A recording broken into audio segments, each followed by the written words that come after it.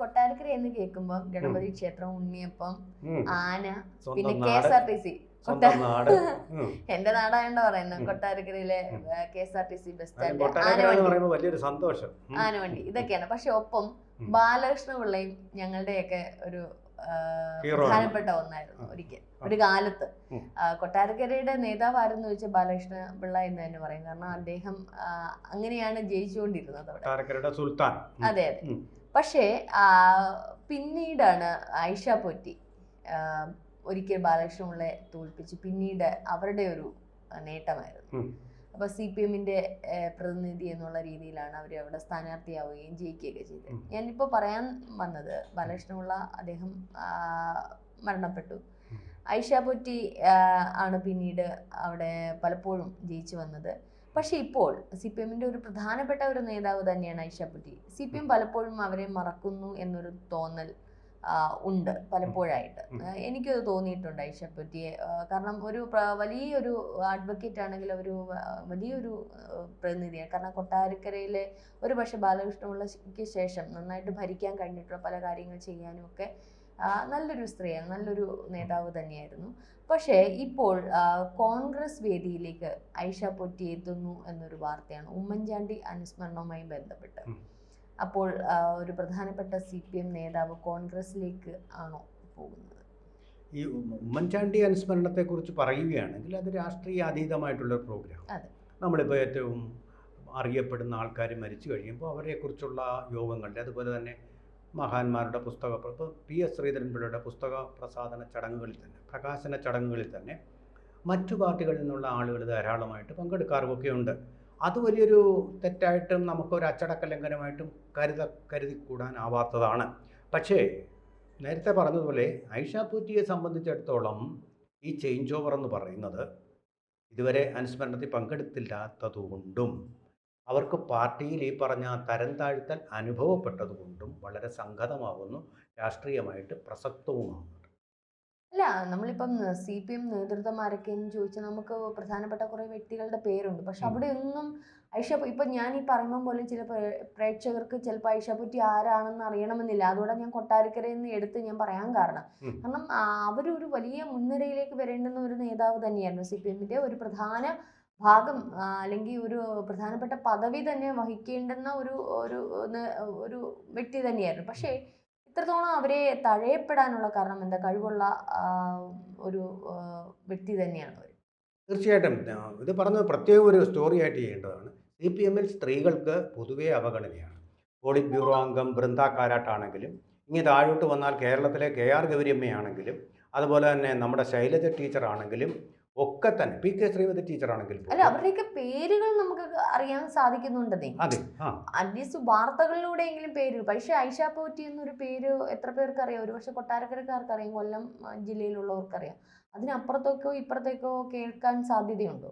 ഉണ്ട്. ഐഷ പോറ്റി എന്ന് പറഞ്ഞാൽ കേരളത്തിലെ വലിയൊരു ജയന്റ് കില്ലറായിട്ട് കേരളം കൊണ്ടാടിയ ഒരു സ്ത്രീ കൂടിയാണ്. അവിടെ R ബാലകൃഷ്ണ എന്ന് പറയുന്ന കൊട്ടാരക്കരയുടെ സുൽത്താനെ അട്ടിമറിച്ചു. അന്നത്തെ കാലത്ത്. പിന്നീട് ഇപ്പോഴത്തെ ഒരു കാര്യം ഞാൻ പറയുന്നത്, ഇപ്പൊ അവരുടെ പേരുകളെ കേൾക്കാനില്ല. അവരെ ഏരിയ കമ്മിറ്റിയിലായിരുന്നു CPM-ന്റെ.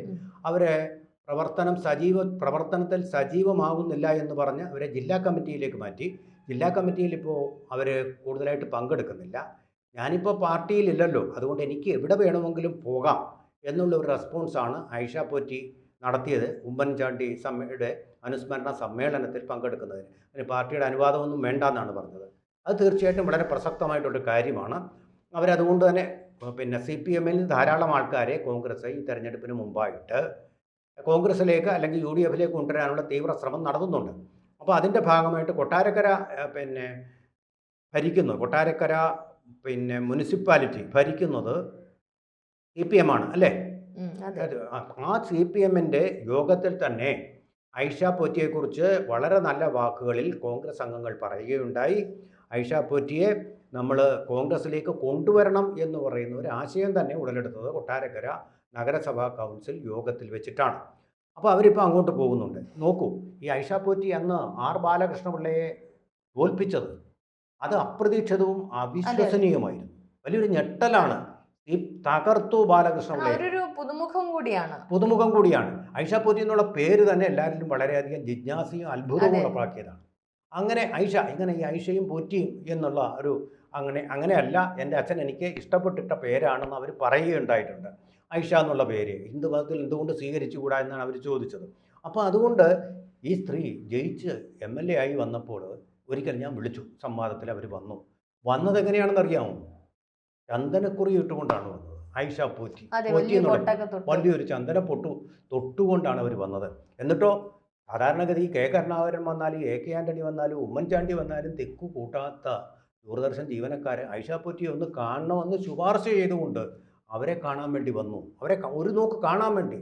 അപ്പോൾ ഒരു സ്റ്റാർ പവറാണ് അവർക്ക് കിട്ടിയിരുന്നത്, സ്റ്റാർ പദവിയാണ് അവിടെ കിട്ടിയത്. കാരണം R ബാലകൃഷ്ണപിള്ളയെ തോൽപ്പിക്കുക എന്ന് പറഞ്ഞാൽ അത്ര നിസ്സാര കാര്യമല്ല. അവിടുത്തെ ഒരു സുൽത്താനായിട്ട് തന്നെ വാണുകൊണ്ടിരുന്ന R ബാലകൃഷ്ണപിള്ള നാമനിർദ്ദേശം സമർപ്പിച്ചിട്ട് വീട്ടിലിരുന്നാൽ മതി, അല്ലെങ്കിൽ എവിടെ പോയാലും കുഴപ്പമില്ല, അദ്ദേഹത്തിനെ ജയിപ്പിക്കും അന്നാട്ടുക.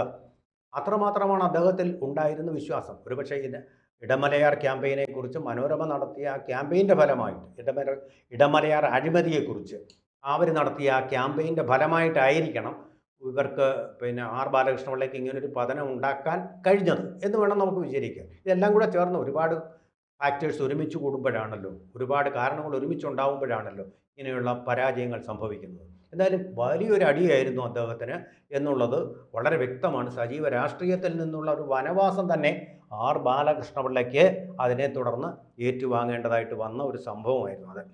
അപ്പോൾ ഈ ഐഷ പോറ്റി ഇനി വേറൊരു കാര്യമുണ്ട്.